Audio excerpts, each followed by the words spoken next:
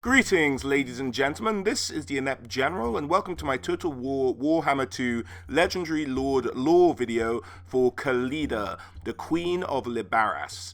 Now, it's been a while since our last video, guys, apologies for that, but it's been the holidays, and in this dark and desolate January, I thought I'd bring you a story of the dark and desolate Tomb Kings, although more sunny and ruinous Tomb Kings, but we'll take it how we get it.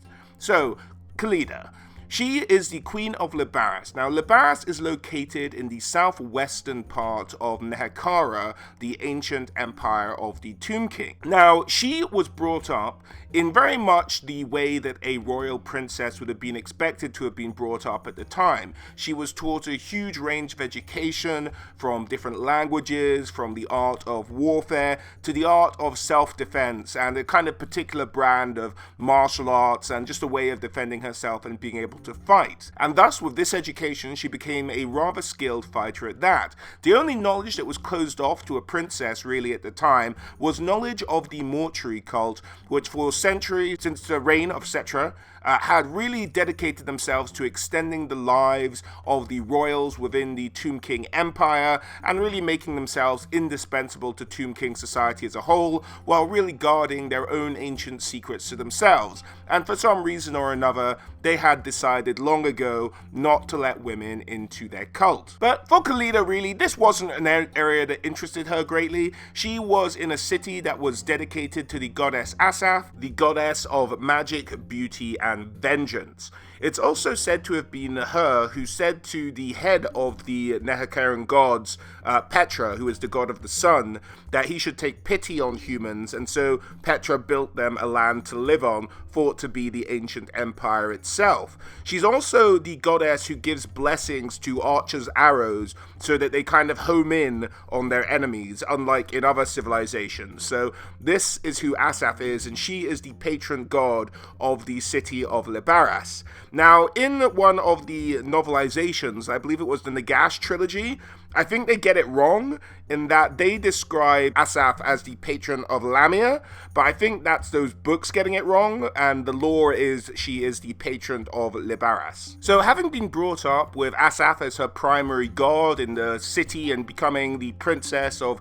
the city of Asaph itself, she kind of dedicated herself religiously solely to Asaph, maybe not solely, but primarily to Asaph. And so things like the Mortuary Cult and other religious followings weren't really of much interest to her. So she was perfectly okay with the Mortuary Cult not allowing her to study their secret arts. So in the time then Princess Khalida was growing up, the idea was the fall of Nagash, the inventor of necromancy, had occurred some 70 to 80 years before. Now, Nagash had been the last kind of overseer ruler of the Neferher Empire as a whole, and after his demise and the Tomb Kings rebelled against him, it kind of broke apart. The Tomb Kings became much more like feudal city-states, and they were kind of operating under their own power.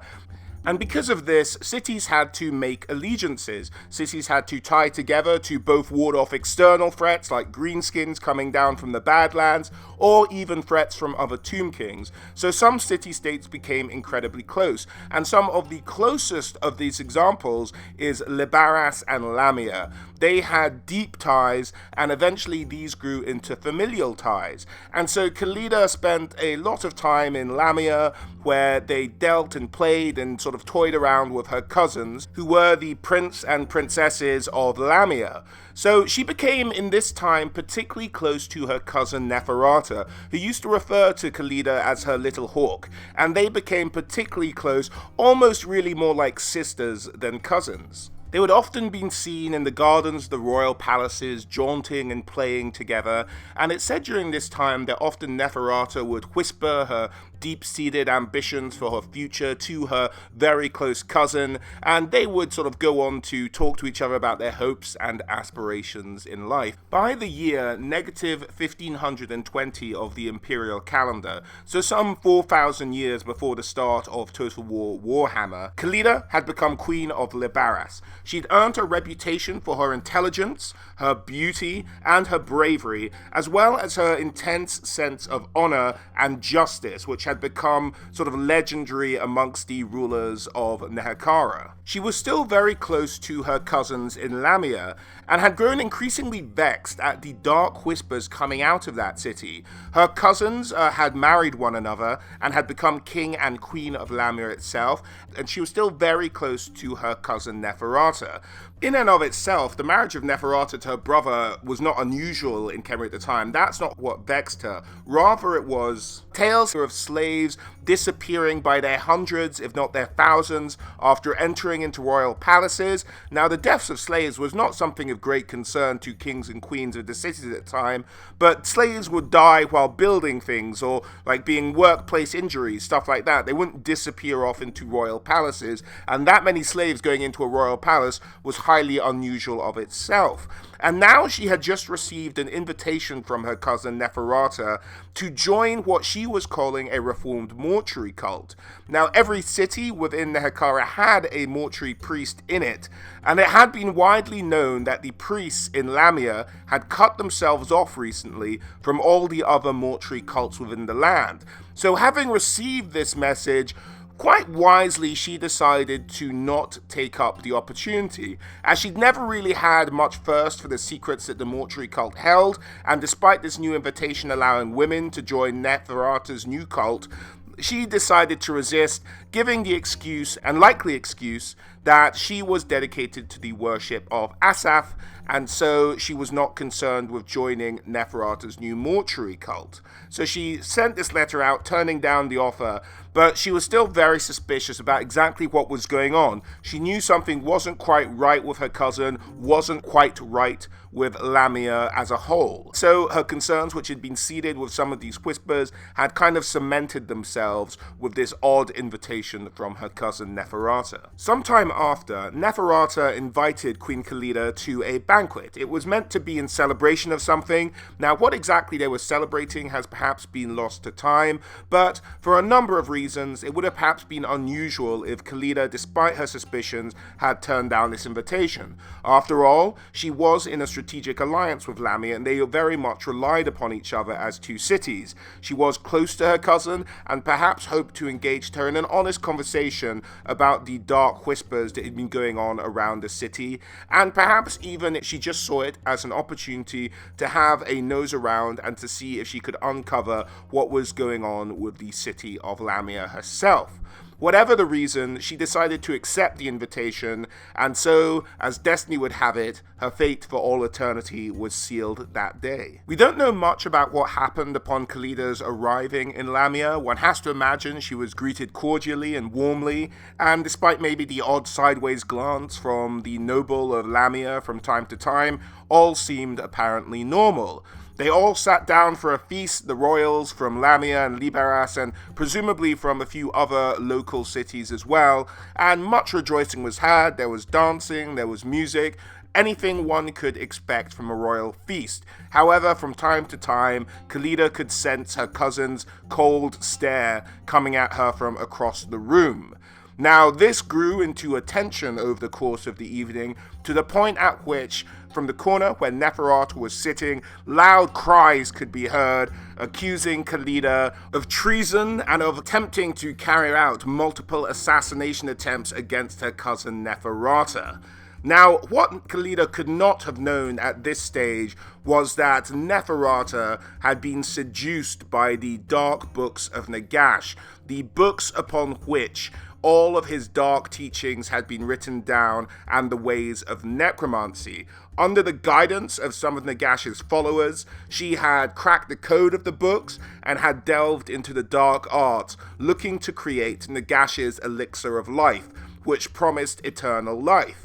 However, confusion was happened, the poison was mixed in with the elixir itself, and Neferher had become the first vampire. She had started to play political games, converting the rest of the Lamian court to her cause, and so really at this stage, most of Lamia's nobility are vampires. Khalida had no way of knowing this. No one knew what a vampire was at that stage of history, and so Khalida could not have known that her invitation to join Neferher's mortuary cult was more of an invitation invitation to become part of the new vampire aristocracy of Neferher. Now, with her turning down the invitation, Neferher sensed that Khalida had become suspicious of what was going on and couldn't afford to have their secret blown yet, and so had started to spout these lies over dinner, knowing that Khalida would have to meet her vocal challenge. Such was Khalida's sense of honor and justice. Indeed, Khalida did not disappoint. Enraged by these dispersions upon her character, she rose from her seated position at the banquet and outright challenged Neferher to a duel to restore her honor in face of these bold-faced lies of accusations. Such was Khalida's rage that no side dared appoint a herald, which was the usual way that duels were done through a champion. Indeed, this was going to be queen against queen, and both queens stood from their chairs, grabbed weapons, and rose to meet each other in a deadly duel. And so these two women, these two warriors, these two queens met each other in a deadly combat. Their fight was described as a delicate but deadly dance of death. Each woman had been trained since they were naught but children in the ways of combat, and Khalida and Neferher met each other blow for blow. The sheer speed of their attacks was truly mesmerizing to those in the audience, and it was in fact Khalida who drew first blood, slashing Neferher underneath her left breast. Having put up with this wound and the fact that Khalida had been taunting her with her sheer skill in fighting, Neferher lost it. She could no longer not show her strength that she'd gained as a vampire and rose to fight her cousin with all her vampiric might. Under normal circumstances, this might have been a duel for the ages, with both women seemingly equally skilled, at least in their normal bodies. However, enraged with bloodlust, Neferher launched herself at her cousin with supernatural speed and strength, swiping away each one of her blows, knocking her to the ground, and then launching herself at her throat, biting her cousin's neck and draining her of blood. Neferher, coming to some semblance of logic, looked down upon her beloved cousin with some regret, bit her own tongue, and gave her cousin the red kiss. Mixing her blood with that of her cousin would have enabled Khalida to become a vampire.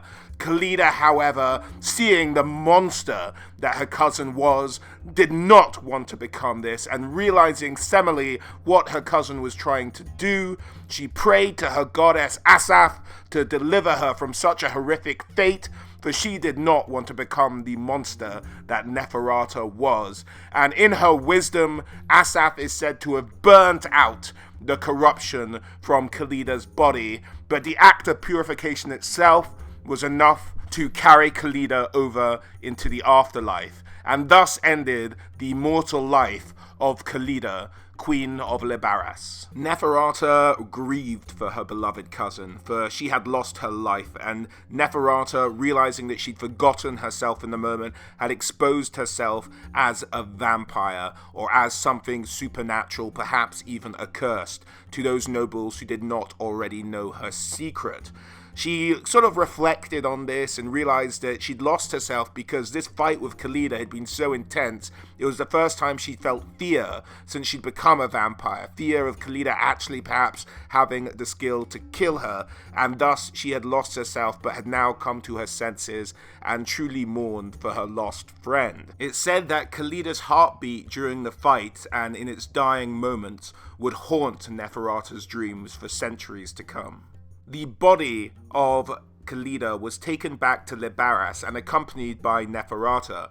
The leaders of the Mortuary Cult there mummified her as suited her stature. A stunning porcelain death mask is said to have been made in her visage, and as beautiful as it was, it's said to pale in comparison to the beauty of Khalida's face in life. And they placed her in a sitting position, which was rather unusual for mummified kings or queens at the time, and they placed in her hand a staff with an asp at the top of it, said to have been gifted to her and indeed placed in her mummified hand by Neferher herself. And there, Khalida was laid to rest. Neferher and her vampiric brood would go on to rule Lamia for another 450 years after the death of Khalida, only to be driven out themselves by a united army of Tomb Kings, and they were driven straight back into the arms of a waiting Nagash, who behind the scenes had kind of been plotting all along to give birth to vampires and to have them act as his lieutenants for an undead army so he could take his vengeance upon Neferher and the lands of the Tomb Kings for driving him out in the first place. Now I'm kind of going to gloss over the history of the next bit, but suffice it to say, Nagash marches down with his new vampire lieutenants.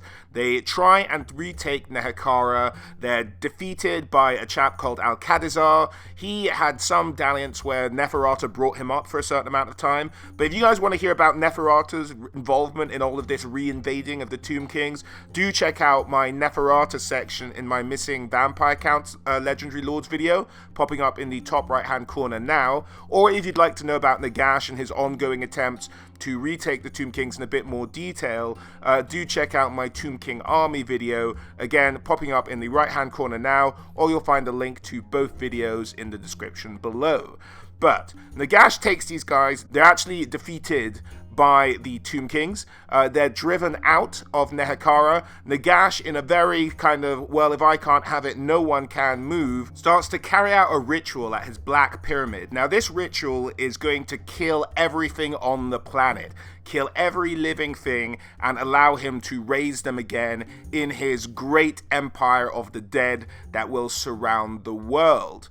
Now, this is when the Skaven get involved, and they free Al-Qadizar, give him a magic warpstone sword, and tell him to go and kill Nagash, which he does, although he's badly beaten, and Nagash is kind of keeping him around to torture him a little bit, and that ends the ceremony. But there's a huge magical backlash, and the backlash kills every living thing within the lands of Neferher, and that is kind of what makes the land of the dead, as it's known in the kind of Empire's maps today, what it is. Nothing can live in these lands, they're forever accursed. Nagash and his vampires are held largely responsible for this happening, and the Tomb Kings, as a side effect of this magical backlash, all awoke from their tombs, with the exception of Cetra, who they woke up later to sort out all the troubles that the Tomb Kings were having while fighting each other. Now, amongst the risen Tomb Kings was none other than Khalida herself. Now, not only was she a risen Tomb King, and in her new undead body possessed extreme amount of strength that a mortal body wouldn't have, but also she was inhabited to a certain degree. She's much like the elves have a few of these characters in their army. She's in some way inhabited by the power or divineness of the goddess Asaph. So in this new undead form, it said that venom from the asp runs through her veins, and over time, because she has the blessing of the goddess, she's actually sort of vivified. She goes from dried out mummy husk, but given enough time with the blessing of her goddess, she actually becomes the beautiful, if not slightly more pale version of the queen that she used to be. Now, in all of her kind of ways she's portrayed in the Warhammer, I've only ever seen her as like behind the mask, still a shriveled corpse, but I'm guessing that's because she's never awake for that long, or people are only seeing her when she's freshly awoken. But in the lore, the idea is that she can actually look like a normal human again, unlike the other Tomb Kings. So Khalida awakes, and this so-called War of the Kings is going on. So every generation of Tomb Kings within every city awoke at the same time, and they're all with their entombed armies fighting amongst one another for even control of the city they used to be the king of. I mean, there's 25 kings popping up in every single city or more. They all have an army. They all start to fight each other. So what happens, I think, now this is a bit confusing for me as well, but I believe that what they do is, for the kind of overall kingdom, they go and they rewake Cetra, known as the greatest Tomb King who ever lived, and he brings everyone to heal. Now, my confusion comes in is, what I think I understand is that Khalida woke up and herself, before Cetra intervened, instilled order in Lybaras. So she, becoming the kind of divine aspect of the goddess, was able to bring all the Tomb Kings in Lybaras to heal under her before Cetra sorted out the rest of the kingdom. Now, I'm not 100% sure on that, but that's what I believe happened. Now, at this point, what she does is she does a deal with them. There's something that becomes known across Neferher as the Edict of the Chosen, which Cetra imposes, but she has her own version of it, where she may be less cooperatively so, but she puts in, and she's said to have locked away all her chief rivals and says, look guys, I'm Khalida, I'm the divine aspect of our goddess Asaf. I'm going to take over the city. If we need you, we'll get you out of bed, we'll get you out of the sarcophagus, you're going to come and join the battle. But till then, sit pretty, you guys just hang out in your tombs, I'll take care of the protection of Lybaras. And that's kind of the situation. So she brought everyone to heal in her own city before, I believe, Cetra brought the whole empire to heal as a group. But she in herself is happy to cooperate, serve under Cetra. Now, due to the positioning of Lybaras, slightly isolated from the rest of the country by a mountain range, and you can only really get there through the Charnel Valley to get to the part where Lybaras and Lamia are, she's kind of autonomous. She can kind of do her own thing, and protecting Lamia from the return of any kind of vampire also falls under her edict of things to do, not because she's been ordered to do it, but because she's out there always and constantly looking for vengeance against Neferher, and what she perceives as Neferher and the vampires not only did to her, but did to the great empire of Neferher itself. So her and Cetra are both united in trying to make those responsible for the fall of their beautiful lands pay dearly. So that's how they cooperate, and that's how they get along. Now, around the time of the rising of the Tomb Kings and Cetra bringing everyone under control, Neferher was, I think, hiding out somewhere in Araby. I think at Bel Aladid, I think that was it, or Bel Haid. One of those places in Araby. And what had happened is Arkan the Black found her and said, look, we need to get out of Dodge. Every Tomb King ever is awake, and all of them have seen what Nagash did to their empire, and they are pissed. They are going to hunt us to the ends of the earth, and Araby's a bit too close if you ask me, Neferher. You better get the hell out of town. So Neferher, getting the idea that Khalida had got word of her location at the time from Arkan the Black, decides to get the hell out of Araby and set sail. And it's at this stage that Khalida loses track of Neferher. Now, she's not really sure where she's gone, but she constantly is looking out for word of where she may have escaped to. And it's not until the year -850, so some 400 years-ish after the Tomb Kings had risen, that they got word where she was. And it transpires she'd been masquerading as some kind of merchant woman, merchant queen out in Sartosa. And so her and Cetra's armies teamed up and set sail for the island haven. The first sign on that evening that the Sartosans would have had of the impending Tomb King fleet would have presumably been 1,000 screaming skulls flying overhead, setting their town ablaze.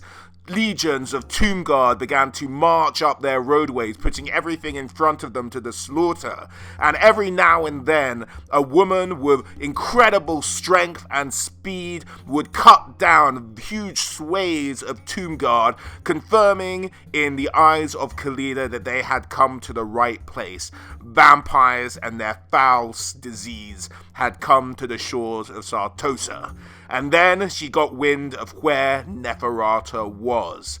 Neferher, seeing her town ablaze, seeing the legions of Tomb Guard marching up, knew exactly what was coming for her and had begun to flee the city by running up one of its aqueducts away from the town, turning briefly to respond to the shrieks of her handmaidens she'd left behind. From them being put to the sword, put to the flame, she hesitated for a moment, but then thought better of it and turned to run yet again, only to be greeted with a thunderous strike to her abdomen, knocking her clear into the sky and down into the waters of the aqueduct. And in the darkness, standing elevated high above the ground, with the town burning behind them, stood none other than her long-lost beloved cousin, Khalida, who just uttered a single word: Neferher. In her shock, Neferher could only bring herself to reply with a simple and stammering, you, to which Khalida replied, in the darkness, cousin, I dreamt of you. Neferher, still trying to grasp with what was going on in this moment, lowered her head and in all earnestness said, I dreamt of you as well, my little hawk. Khalida, looking enraged by this sentiment of affection, simply said, hawk no longer. My wings are dust and bone. I am cursed and forced to crawl through time now as an asp. As Neferher rose, Khalida charged at her with the staff that Neferher had put in the hand of her mummified corpse all those years ago, and with a spinning strike hit Neferher in the shoulder, almost causing Neferher to spin and fall off the aqueduct. The next blow struck her square in the face, leaving a huge gash across her cheek. Neferher collapsed with the strike to the face, narrowly avoiding a third coming at her as she lay on the ground, which missed but cracked the aqueduct that they were sitting on themselves, and water began to gush through the cracks that Khalida had created with her hugely strong strike. You took my wings, Neferher, and made me crawl. Cousin, crawl! With that, she charged Neferher again. Neferher, now coming to her senses, slightly less done by the shock, managed to kick out a little bit at her cousin, hitting her in the midriff and making her stagger. Taking this opportunity, Neferher pounced, slashing at Khalida's midriff, tearing into her paper-thin, dry flesh. But before she knew it, a hand with some unbelievable strength clenched around her throat, lifted her into the air, dangled her over the edge of the aqueduct, and threw her over. She fell for hundreds of feet before hitting the plaza below, smashing the tiles as she made impact. As she spattered up blood and brought herself to her feet, Neferher could see that she was surrounded by the Tomb King army, but none of them were moving against her. It was at this dreadful moment that she realized she had been marked as someone else's prey, the prey of Khalida and Khalida alone. High above her, Khalida leapt from the aqueduct, landing squarely on her feet, seemingly unharmed, and again charged at Neferher, this time striking her square in the chin with the end of her staff, knocking Neferher clean off her feet and into the air once more. She landed in a heap as Khalida marched towards her. Neferher is dead. Neferher and all her people are dead. Why should you escape their fate, cousin? Then, in a rage that surprised even her, Neferher bellowed out, because I am queen! With that, she lunged at Khalida. She grabbed Khalida's staff, and each with their hands on it began to swing the other around. As Neferher tried to reason with her cousin, the suffering of our people is not my responsibility. I tried to save them. Is that what you call it? As Khalida grabbed the staff from her cousin, swung it at her head again, Neferher ducked and slashed at Khalida's porcelain mask, marking it. Khalida, in response, simply said, your actions damn them, though they knew it not until the end. No, Neferher screamed. Yes, Khalida replied. Another swing from her staff, and Neferher was forced to back up. Your existence dishonors the memory of our people, Neferher. It spits on their graves. Neferher, the growing seed of hatred and rage, simply screamed, they dishonored me! They forced me out! They burned my beautiful Lamia! They deserve all Nagash did to them! Khalida swung her staff around again, crashing into the forearms of Neferher. Neferher was slashed across her left breast, as had been done in the duel so many centuries ago. At this point, she lost herself again to bloodlust, rage, and anguish, and she plunged her claws straight into the stomach of her cousin Khalida, reaching and grasping around Khalida's spinal cord, and using all her vampiric strength she could muster, crushed the vertebrae, rendering the bottom half of Khalida's body lifeless.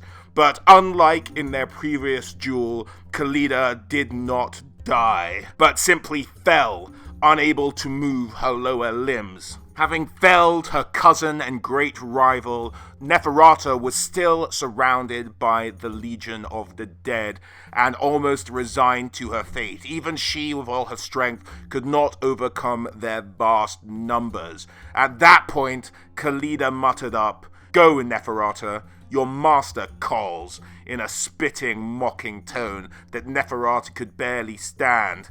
"What?" In her confusion, she replied, "Your master calls, run to him, we will meet again." Then, amongst the legion of the dead, the path opened for Neferhata to escape with some of her handmaidens. And thus, their duel on Sartosa was completed. No one, apart from Khalida, would be the one to end the existence of Neferhata. After this battle, Neferhata fled to the Badlands, where she rejoined some of her former Lamian compatriots in a new kingdom run by the vampire counts, but eventually she wanted to carve out a bit of a home for herself and borrowed some troops to march north, and she ended up taking the dwarven stronghold of Silver Pinnacle, shown in the image here, her path northwards. She then from there plotted the overthrow and destruction of the vampire count kingdom in the Badlands, but that's a tale for another time, really. Just this is where Neferhata ended up after their meeting in Sartosa after another few centuries. Khalida, of course, returned to Lybaras to continue her watch over her homeland and over the land of Lamia to ensure no vampiric return. And in this way she lived her life for many, many centuries, just turning up to Tomb Kings when they needed her help, killing vampires when she got a chance, but really just mainly sitting in her tomb on her chair, waiting for stuff to go wrong and then dealing with it. It wasn't until the year 2150, so we're getting real close to current Total War Warhammer timeline, at least the beginning of the game. It's around 350 years before the current Total War Warhammer timeline. Now, the timing on this is a bit dubious and a bit suspect, so don't sort of throw this in the comments. I'm aware of the timing of this is a bit wrong, so I'm taking as the timing of this encounter from the 8th edition of the Tomb King Army books. But the idea is, in the year 2150, that, so 5 years somewhat after the Vampire Wars had concluded and Manfred von Carstein was considered to be dead, Manfred was resurrected. And in his resurrection, he started to go around looking for relics of power, for in his new kind of vigor on life, his new policy, having failed to make an Empire of the Dead for himself, the idea was that once he was resurrected, Manfred von Carstein looked at ways he could incarnate Nagash. And this sort of hunt for artifacts, hunt for sources of power, led him to return to Lamia, where he'd been before, I believe, when he was first learning to master the dark arts. But he'd returned, Khalida rose to face him, and his hordes could not stand up against the well-trained legions of the Tomb Kings, and he was cut down and wounded by poisonous arrows from the armies of Khalida. And that's when he had to kind of retreat from Lamia, leaving it to its own will. Now, whether he got the relic, I'm not 100% sure on. If any of you guys know where I can maybe find a better retelling of that story, do let me know. And the problem with the canon is that in a lot of canon, Manfred's resurrection doesn't happen until a lot later after the Vampire Wars happen. Now, one could argue that maybe he was alive and went to Lamia, but just no one didn't tell anyone he was reincarnated, or that he wasn't quite dead at that stage, only 5 years after the conclusion of the Vampire Wars, where he was killed at Helfen in Sylvania, or like, because they never found the body, so it could be that he was never dead in the first place, and he never had to be reincarnated. There's just a bit of confusion around it, but I just went on the Tomb King's timeline, and this was some 5 years after the Vampire War. He turned up in Lamia and was chased off by Khalida herself. Now, the next significant encounter that Khalida has with the outside world, as it were, doesn't happen really for quite some time after that. Now, when exactly, we're not 100% sure, but one of the characters, I believe, isn't born until a couple of centuries after 2150, so we at least have we know it's after the occurrence with Manfred von Carstein. But let's just get into the story itself, shall we? So Khalida's busying herself with protecting against vampires and upholding Lybaras and what have you, when she gets word that there is a dwarfling and a man trying to cross her lands on the way to the Southlands, and she sends some of her servants to go and collect them and bring them to her. Now, this man and dwarf happen to be the most famous man and dwarf in the entire Warhammer world, known simply as Gotrek and Felix. So the true legendary traveling adventurers arrive at the court of Khalida. Now, they're kind of bemused by the whole thing. They see these massive statues, they're very impressed. They see a creepy band that seems to be playing instruments that have long since worn away into dust, and so just kind of miming silently in the corner of her court. There's a whole bunch of weird stuff going on, but for the most part, the Tomb Kings who have been properly mummified and resurrected right tend to be, fairly considerate and nice, and they're having conversations. There's not a lot of shock and awe at the rotting carcasses they tend to be chatting to for most of their time being taken to the court of Khalida. Now, after a while, they finally arrive in the throne room of the queen herself, and they're taken aback by the sheer beauty of the place. And, she has that beautiful death mask as well, so that's nice to look at. But as they were walking in, Gotrek thought out of the corner of his eye, and so did Felix, they saw flashes of darkness. They weren't sure what's going on. And as they were summoned forth to be told why they'd been brought to the court of Queen Khalida, Khalida rises to greet them. Gotrek at the forefront, everyone else in the room immediately drops to their knees as soon as she stands up. There's only Gotrek and Felix standing. And almost in a flash of an eye, and to Felix's great shock, Gotrek suddenly lifts his axe and lobs it straight at Khalida, missing her by a hair's width, but lodging itself firmly in a vampire that had snuck up behind her. Several other vampires burst out of the shadows, attempting to strike down Khalida, one launching its sword at the queen's head, which she kind of nonchalantly dodges out of the way of, and it lodges itself in a pillar across the way from her. Gotrek and Felix help in the fighting. The queen herself plunges her staff straight through the chest of one of the vampires with seemingly minimal effort at all. And, before you know it, between these two legendary warriors, the Ushapti around, the herald of the queen who's in the room as well, they deal with this vampiric threat. And they get down to the business of why Gotrek and Felix have been summoned. So, Queen Khalida gets to the chaps and she's like, boys, I need to ask you a favor. I need you to go and collect something from the Temple of Skulls for me. It's a sword, want you to go get it, bring it back, be good chaps about it. To which obviously Gotrek and Felix like, why the bloody hell should we do that? Now, knowing what Slayers are and how best to deal with Slayers, she says because every dead thing in the Southlands has been summoned to the Temple of Skulls, Slayer, and you are more than likely to meet your doom there. Now, anyone who knows anything about Slayers, but everyone's video is someone's first video, so let's just get... Slayers are dwarves who have taken a vow to basically go and kill themselves in an honorable way. They're really looking to end their lives. They did something dishonorable in their past, so they've had to vow to take the Slayer oath, which makes them dead to dwarven society. They can only really hang around with other Slayers, and they're just looking for ways to die heroically. Not really throw their lives away, not go jump off a cliff. That would be not the way that Slayers deal with it. And unfortunately, Gotrek is a first-rate killing machine and has a lot of trouble doing this, finding his doom. And so the promise of every dead thing in the jungles of Lustria being gathered in one place and are between him and this relic he's been tasked, well, that's kind of tempting. So he kind of agrees tentatively, but, just to ensure his obedience, Khalida grabs Felix by the arm, or has one of her servants do it, in fact, and they place on him a kind of moving statue of an asp snake. And they say, look, just so you make sure that you stick to what you say and you bring back the sword, Slayer, here is your matey pal, Felix, and we've attached a poison time bomb to his wrist, effectively. After a few certain amount of days pass, the asp, which is kind of this moving, writhing statue on Felix's arm now, or golden bracelet on his arm, will strike your friend and he will die from the poisoning. You have to get back here, and I can't remember the exact amount of days it was, something like a week, or something along those lines, I can't remember, excuse me. And so she sends them off to go down to the Southlands.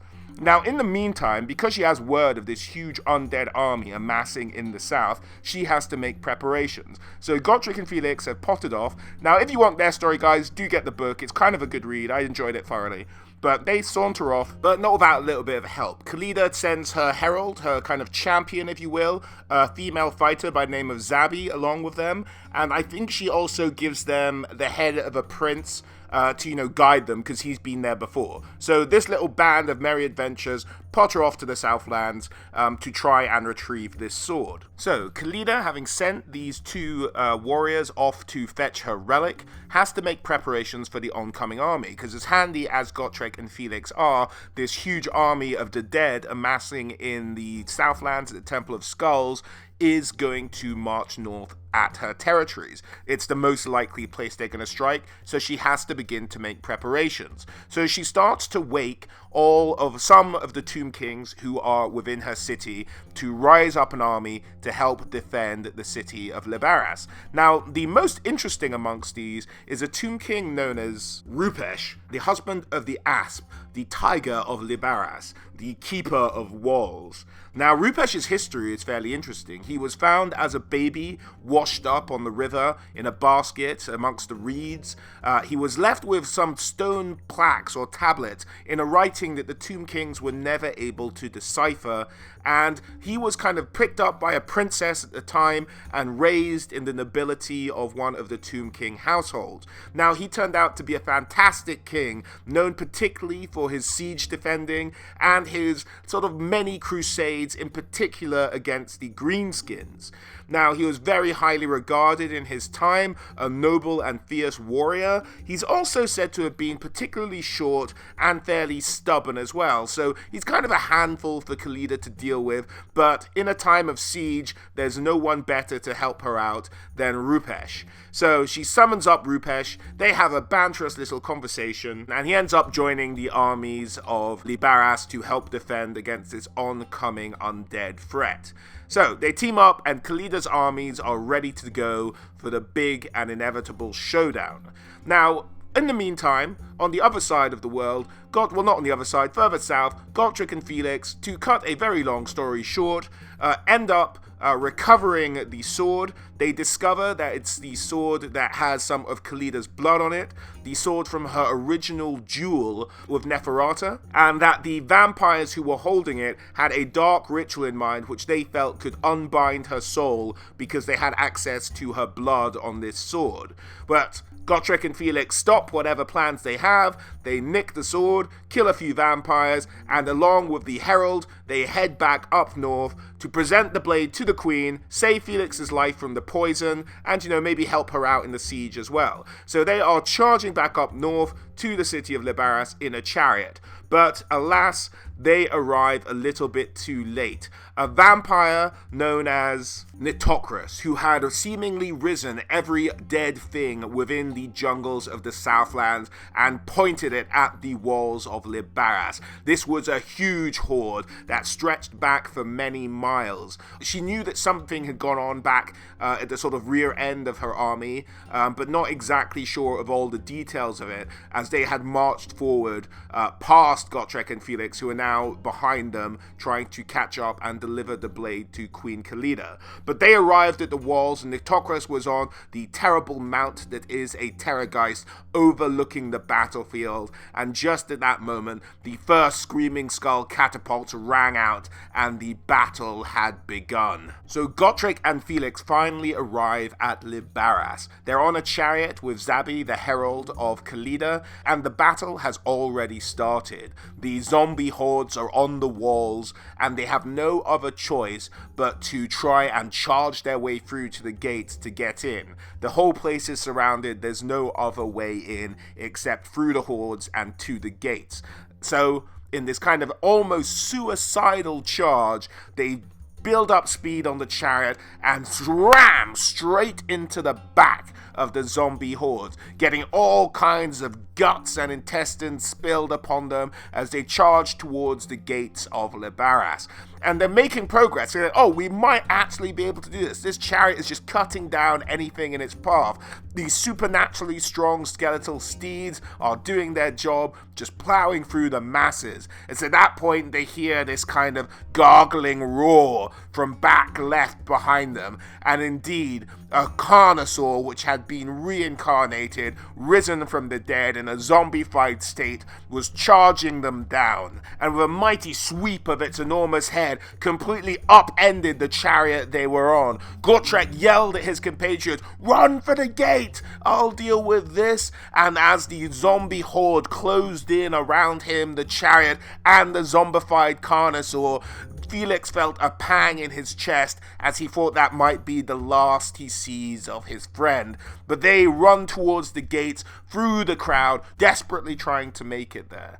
At that very moment, huge mounds of sand erupted either side of where they'd last seen Gotrek submerge himself underneath the pile of zombie dead, and two massive jade necrolith colossi rise from the sands and start using their great weapons to just sweep down huge hordes of zombies at a time. These were the twin protectors of Lybaras, and we saw Zabi, the herald of Khalida, smile. Felix, not quite sure why she was grinning yet, was like, "We are saved. Quickly, to the gates." And in the sight, as the zombie hordes began to be cleared by these two ginormous titan statues, he could see Gotrek coming in, chasing up behind them. He'd survived, the statues had saved his life, and he'd managed to kill the zombie carnosaur while he was at it. So, the three of them run towards the gate, and he's like, "Well, how do we get them to open it?" She's like, "Don't worry, if the twin protectors are out, a sortie is inevitable." And almost on cue, the gates begin to open, and Khalida's army begin to march out. Earlier in the battle, Nitocris, the vampiress of the bloodline of Lamia, on her Terrorgeist, observed the battlefield as the first Screaming Skull catapults fired overhead. Knowing she had to shut these down to limit the damage they could do to her horde, she begins a steep dive on her Terrorgeist, with it screaming and her screaming almost as loudly to match. They charge down on the walls of Lybaras, smashing into the first Screaming Skull catapult, utterly destroying it. She tasks her Terrorgeist with destroying the rest of the catapult as she jumps off its back onto the parapet of the walls and just starts to cut down hordes of skeleton archers, limiting the damage they can do to her oncoming horde. Now, as she's charging along the parapet, cutting down huge swathes of skeleton archers in her wake, she is suddenly greeted with an enormous blow to her stomach that sent her doubling over and collapsing on the floor. Above her stood probably the smallest mummy she'd ever encountered, and it was Rupesh, the Tiger of Lybaras, who announced himself as such to her. She simply kind of half hoarsely chuckled to herself, "Tiger, more like a toad, isn't it?" And the two kind of engage in this very odd, flirty banter. At some point, she tries to leap over him, which he uses his large mace just to smack her, and he cracks her straight in the hip, bringing her crashing down back onto the stones of the wall of Lybaras. He will not be bested so easily. At that point, she has to stop and dart out of the way as an enormous incoming volley of arrows scatter against the wall, trying to hit her, and they had been ordered to fire. Standing just in front of them was Queen Khalida herself. Khalida exclaimed loudly, "So you are the one who claims to be Queen of the Serpents," a title that her enemy had taken on, much to Khalida's chagrin, as she was obviously the living embodiment of the goddess Asaf, who in her own right was god of serpents, making Khalida undisputed Queen of the Serpents. So don't take the name if you can't hold the title, kind of thing. Nitocris simply says yes. "You speak as though we are equals, blood drinker," Khalida said with disdain. "I am queen, you are but a puppet, a shadow cast on the wall by a familiar hand." Nitocris looked upon the might that was Khalida and simply stammered, "No puppet, no puppet, you're the puppet." as she seemingly took a running leap off the wall. Now, she was greeted with her diving Terrorgeist, who then lifted her back up into the skies around the battlefield. But Rupesh and Khalida met up and proceeded to organize the forces to sortie out of the city. It was at this point that they met up with Gotrek, Felix, and Zabi, the Queen's Herald. Gotrek and Felix proceeded to fill in the Queen that they'd retrieved the sword. Felix kind of requested, hey, do you mind taking this poison thing off me? And she said, well, you know what, I'm going to keep that until after this battle is won. So you guys had better help me out in the battle, or else, you know, Felix is still going to kick the bucket with the poison. So like, oh, bloody hell, all right. So they decide to team up with Zabi, and Khalida says to them, go and guard the harbor, for undead sea monsters had risen out and were threatening to take the harbor. Now, during this kind of discussion with Felix and things, Gotrek had been sidetracked, and him and Rupesh were having like a buddy-buddy conversation. Now, Felix, overwatching his friend Gotrek stand next to this exceedingly short Tomb King, was baffled by their similarity and mannerisms, and although he couldn't get a word in edgewise between Zabi and the Queen's conversation, he very desperately wanted to ask whether Rupesh was indeed a Tomb King dwarf, which would have been an astounding thing if it was true. However, he never quite had the opportunity to ask, and we as the reader are left but to guess. But what a wonderful thing that would be to see Creative Assembly make. An undead dwarf Tomb King would be a pretty fantastic thing to observe. But anyway, Gotrek, Felix, and Zabi go off to protect the harbor, and the Queen goes to lead the sortie party out to defeat the hordes outside the walls of Lybaras. Now, to cut the next bit short, Gotrek and Felix have this whole to-do in the harbor. It's a huge battle at the harbor, and a vampire sneaks past them and goes and casts Law of Magic on a gate, destroying the gate, and Gotrek and Felix are left to hold it. But they realize there's no point holding it because they by themselves aren't going to be able to do it. What they really have to do is go and help out the Queen, who can they see across the battlefield has had her chariot torn apart by the Terrorgeist of Nitocris, and they are fighting one another. Now, the Terrorgeist is slightly distracted, so they have time to get there, and so, like, we have to go and protect the Queen. So Gotrek and Felix charge across the battlefield. Now, Felix is kind of very much leading this initiative, because he's kind of fallen for the undead mummy herald Zabi, which is a bit creepy in its own right. But he's like, she made me promise to protect the Queen, and Zabi had been injured at this time and was unable to do so herself. So Felix, like, for his sweetheart undead mummy girlfriend, is like, let's go protect the Queen. So they charge off, cutting zombies down left and right as they try and make their way to the Queen. Now, at this stage, they are intercepted by a vampire. Now, because we haven't gone into much of the backstory of what Gotrek and Felix got up to get the sword back, what effectively had happened is that they'd killed a vampire to get it. Now, this vampire who was attacking them now happened to be that vampire's brother, or considered himself her brother. Felix has a choice here. He can either help his friend out with this vampire, or he can charge to the Queen's aid. And the decision's kind of made for him. The Terrorgeist kills whatever was distracting it, and then starts to charge towards the Queen, throwing the odds completely against Khalida. So he says, Gotrek, you go and help the Queen, I'll try and kill this vampire. Now, Felix has had some luck with vampires before, but physically, he's not much of a challenge for one. And so they kind of exchange a few sword dashes, but he gets his way out of it by kind of being sneaky. Because though Felix and Gotrek definitely did kill this guy's sister, Felix simply says, no, he didn't. And the guy's like, oh, alright then, and kind of wanders off. Just kind of leaves the battlefield. He suspects that maybe another vampire did it. There's all kinds of infighting in the vampire faction, but he's willing to believe Felix, despite the fact Felix is lying his ass off, and just kind of potters off the battlefield.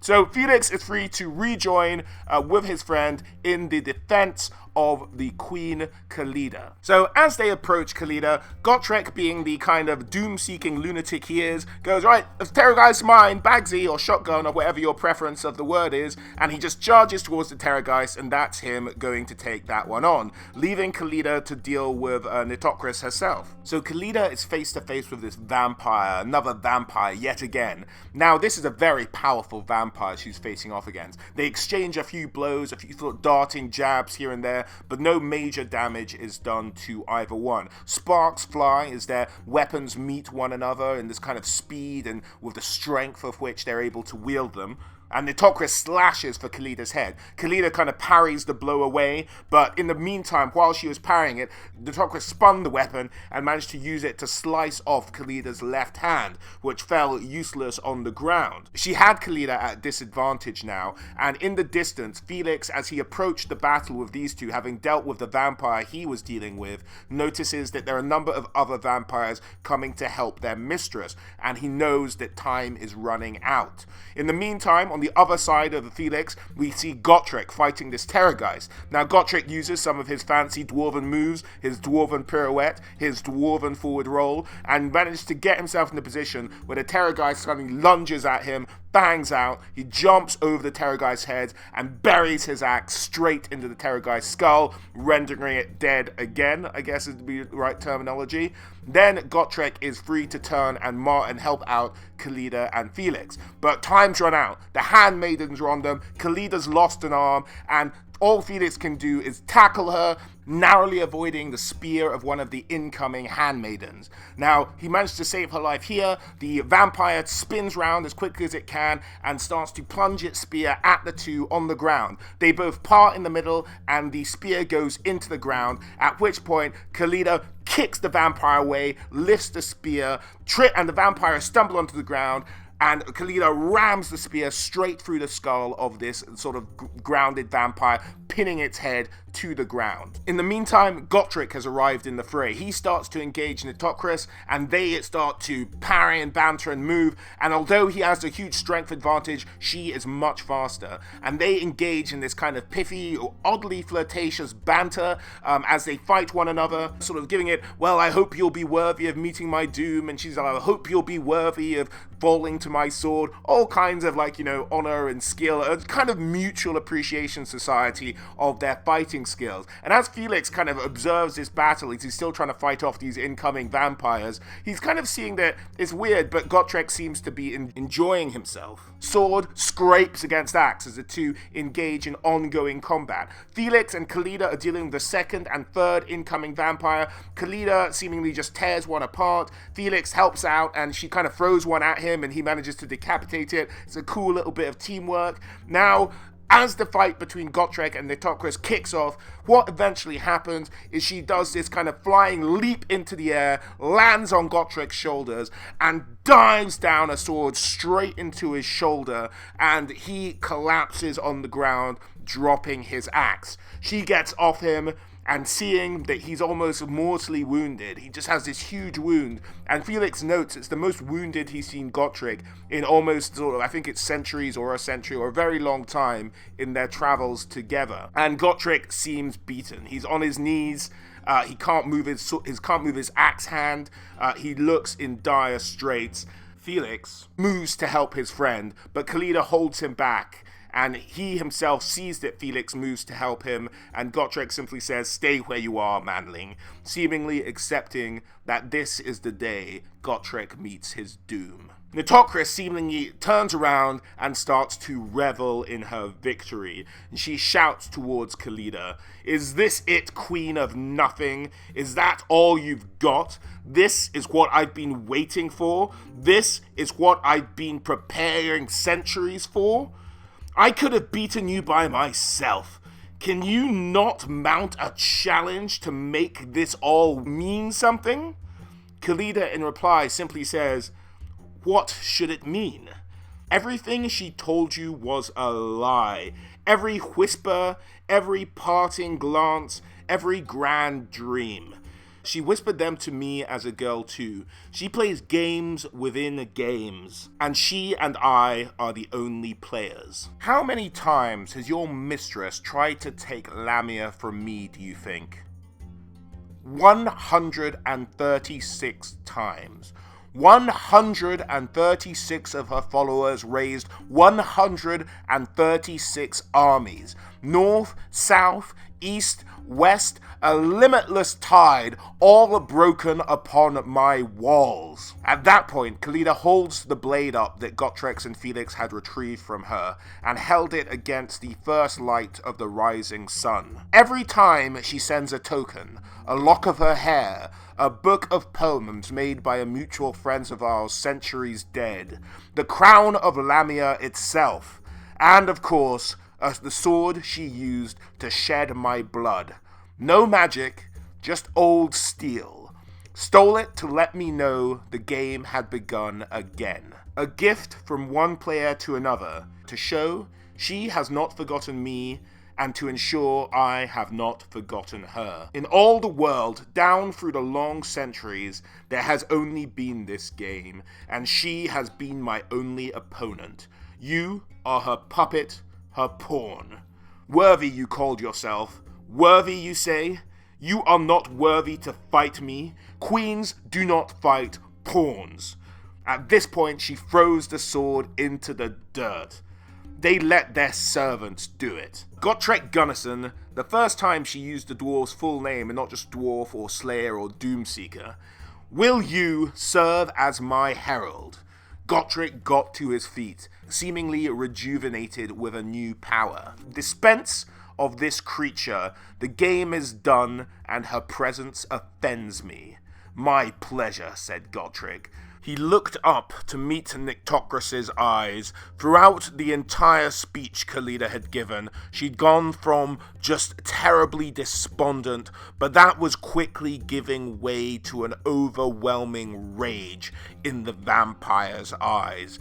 Gotrek, not daunted by this new emotion overcoming the vampire, simply said jovially, "You got lucky last time, hag," and then charged the vampire. She countercharged, screaming with all the bestial rage that had built up inside her on the news that she'd heard from Khalida, and the two clashed again. This time, however, Gotrek seemed quicker, faster. She couldn't explain what was going on. Where had this dwarf gotten his new strength? He matched every single one of her blows, glancing it away and slicing her every time he parried one of her hits. Slice after slice after slice. She almost couldn't see the strikes were coming that quickly. He was slicing her thinly, quickly, and hundreds of times, and blood started to drench her clothing and pool around her feet. She was getting slowly sliced apart. She tried the tactic she had done last time. She leapt, hoping to land either behind or on top of Gotrek. He managed to counter. He was not going to fall for the same trick twice, and as his axe swung round to meet her jump, she managed to parry it away at the last minute with her blade, but his strike was so powerful it shattered her sword.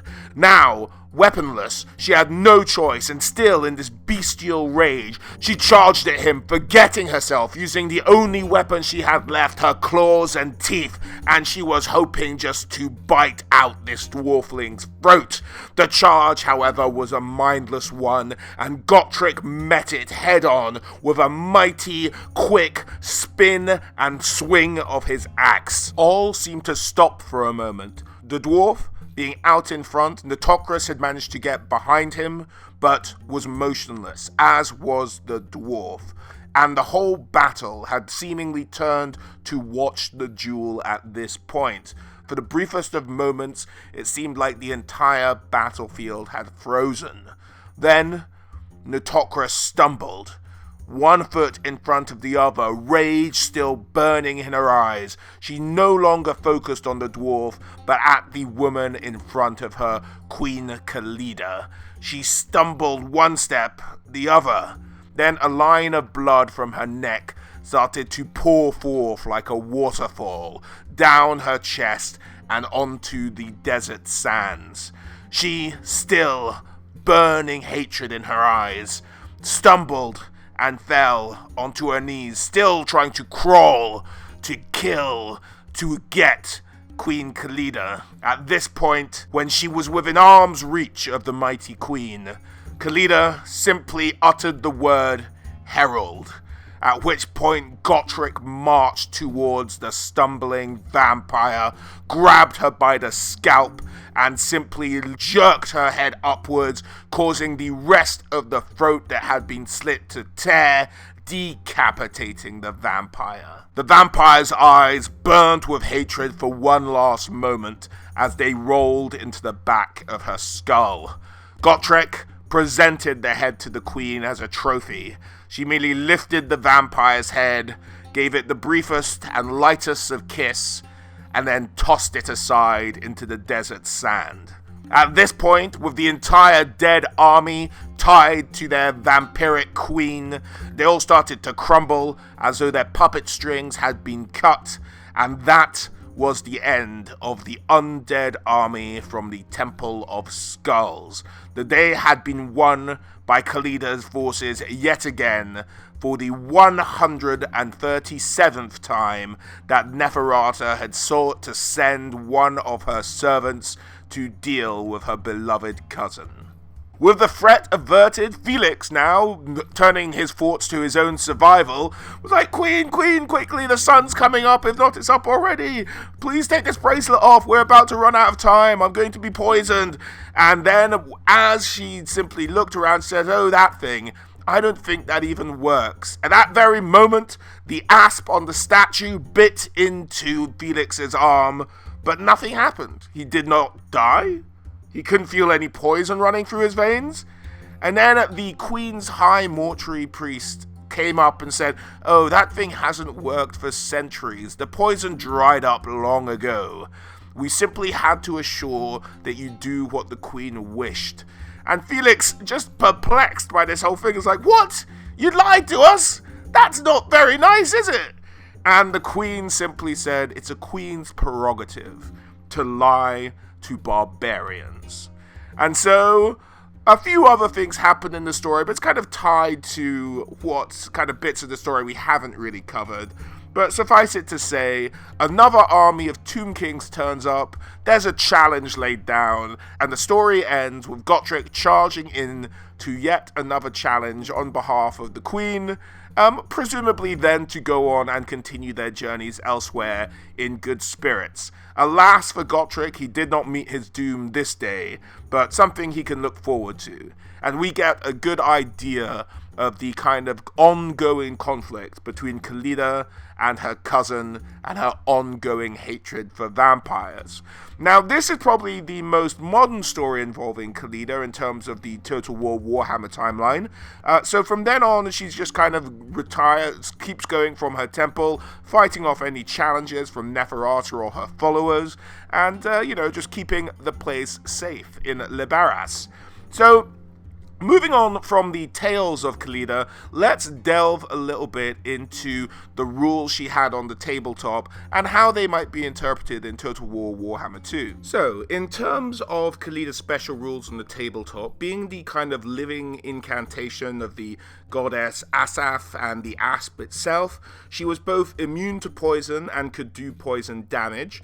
She, of course, hates vampires and every vampire count.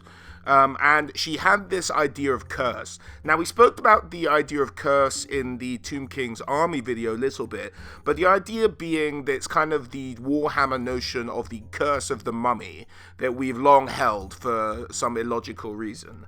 But the curse of the mummy in the Warhammer world simply means that if you do damage or if you kill one of the characters or units that have this ability, then you will have damage done upon you. Now, how they are going to, or even if they're going to interpret this rule in Total War Warhammer, we're not sure how they're going to do that one yet, but that was one of her rules on the tabletop. She also had the Blessing of Asaph, which would make the archers in any of her armies have a better ballistic skill, so they'd shoot better. And she also has, of course, her magic item, the Venom Staff, which was, of course, placed in her mummified hands by Neferher herself. Now, in the tabletop, this would simply give her a magic missile ability, and that was the idea of the staff. Now, in earlier editions, she did have both the Terror rule and the Regeneration rule, but I think those got subbed out over time. She may still cause fear. I think she does. I'm not 100% sure on that one myself. Apologies for that if that's an error, but I think she does. But that's the idea of Neferher. Not a huge amount of speciality, skills, and rules, but really handy if you're bringing her against a vampire count army, I think is the idea of bringing her along, and a fantastic character within the pantheon of the Tomb Kings. So let's have a look at some of the stuff she will be able to do that we know about in Total War Warhammer 2, at least of the time I'm recording this. Now, we have an idea of some of her abilities and what they will look like. So, as we can see, she has stuff like the Warrior Queen, which I'm not exactly sure what that would give her. I think that's some kind of campaign buff. She has the Venom Staff, the magical item we just spoke about. The embodiment of Asaph, venom running through Khalida's veins, enables her to move with astonishing speed of a striking asp. Now, that'll be quite interesting whether that's an actual movement bonus or not. That icon doesn't give too much away. Other than that, unless they mean attack speed, I'm not quite sure what else they could mean with that one. And then they've given the beloved of Asaph as the embodiment of the goddess, full fury, a wave of pure terror rolls over those who look upon her. So they have given her the terror special rule that she'd had previously. And the blessing of the asp, arrows loosed under the ever-watchful eye of the serpent goddess, find their marks with divine precision, very precise firing, and Lybaras' best, which is that the city's devoted for her, but they've given that a missile sign, so I assume that just means that'll be a bonus to arrows. And we've had an idea through some of the interviews and some of the stuff we've seen so far that she will give a good bonus to archers and stuff like that. So look forward to getting some Ushapti with great bows in her army and just seeing them rain down death on any enemy armies that approach. But all in all, super excited to see Queen Khalida. Although historically she's never been sort of the most significantly historically important leader for the Tomb Kings in general, I still think she's a great fun character and can't wait to see her implemented in Total War Warhammer 2. As always, guys, hope you enjoyed this video. If you did, please do drop a like and do subscribe for more Total War Warhammer 2 lore and content. Other than that, guys, as always, thank you for listening, and I hope to catch you all on the next one.